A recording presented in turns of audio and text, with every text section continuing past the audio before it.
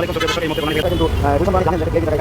আলাইকুম। দেখতে পাচ্ছেন বনানী থেকে এই মুহূর্তে যে ড্রেন দিয়ে সিটি কর্পোরেশনের পানি নিষ্কাশনের ব্যবস্থা করার কথা, সেই ড্রেন দিয়ে পানি রাস্তায় নেমে যাচ্ছে, বের হচ্ছে। কীভাবে দেখতে পাচ্ছেন কি পরিমাণের পানি বের হচ্ছে, যার কারণে কিন্তু বনানীতে ঠিক এইভাবেই পানি জমে এবং নিষ্কাশনের ব্যবস্থা এতটাই খারাপ যে সিটি কর্পোরেশন কোটি কোটি টাকা দেখানোর চেষ্টা করতেছি।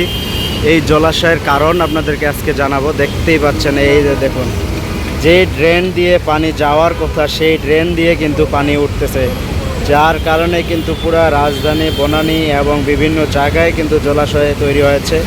এবং এই কাজগুলি কিন্তু সিটি কর্পোরেশনের, যে আসলে ড্রেন পরিষ্কার নাই, না পানি নিষ্কাশনের ব্যবস্থা নাই। গুলশান বনানী একটা ভিআইপি জায়গা, আপনারা জানেন। সেই ভিআইপি জায়গার মধ্যে আপনাদেরকে দেখানোর চেষ্টা করতেছি। দেখতে পাচ্ছেন পানি কিন্তু যাওয়ার কথা, সেই পানি কিন্তু না যায়, উল্টা পানি বের হচ্ছে রাস্তায়। বুঝতেই পারতেছেন বর্তমান বাংলাদেশের অবস্থা।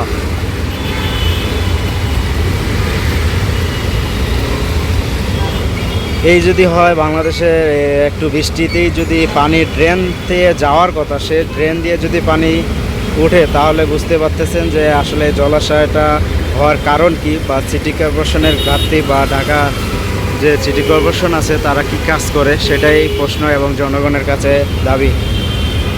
বা ফ্ল্যাটের অনেক দাম বা অনেক কর দিতে হয়, তারপরেও এই গুলশান বনানী ভিআইপি জায়গার মতো যদি রাস্তায় এমন অবস্থা হয়, তাহলে বাংলাদেশ কোথায় আছে সেটা একবার চিন্তা করুন।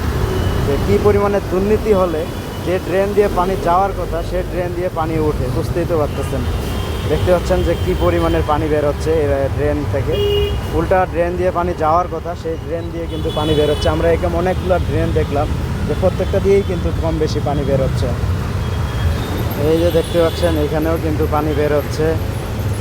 আর সামনে যতগুলো ড্রেনের মুখ দেখা যাচ্ছে, যে এগুলো দেওয়া হয় কী কারণে, এগুলো দেওয়া হয় পানিটা যেন ভিতর দিয়ে চলে যায়, এবং সেই পানি না যায় কিন্তু পানি উল্টা বের হয়ে আসে। তাহলে এই যে কোটি কোটি টাকা খরচ, আর গুলশান বনানীর মতো এরিয়ায় যদি এই অবস্থা হয়, তাহলে আমাদের দেশের অবস্থা কী, তাহলে বুঝতেই পারতেছেন। এই যে বাস কিন্তু পানিতে কিন্তু তলিয়ে আছে, যার কারণে কিন্তু বাসটি যেতে পারতেছে না। আমরা এটাই এই মুহূর্তে দেখতে পাচ্ছি। এই যে এখানে দেখতে পাচ্ছেন যে সমুদ্রে যেমন জোয়ার উঠলে যা হয়, ঠিক এখানে কিন্তু তাই বিভিন্ন ড্রেন থেকে কিন্তু এভাবে পানি বের হচ্ছে। আমরা দেখানোর চেষ্টা করতেছি আপনাদেরকে। দেখতে পাচ্ছেন কি পরিমাণে দুর্নীতি হলে ড্রেন দিয়ে পানি যাওয়ার কথা সেই ড্রেন দিয়ে পানি বের হচ্ছে, বুঝতেই পারতেছেন দর্শক।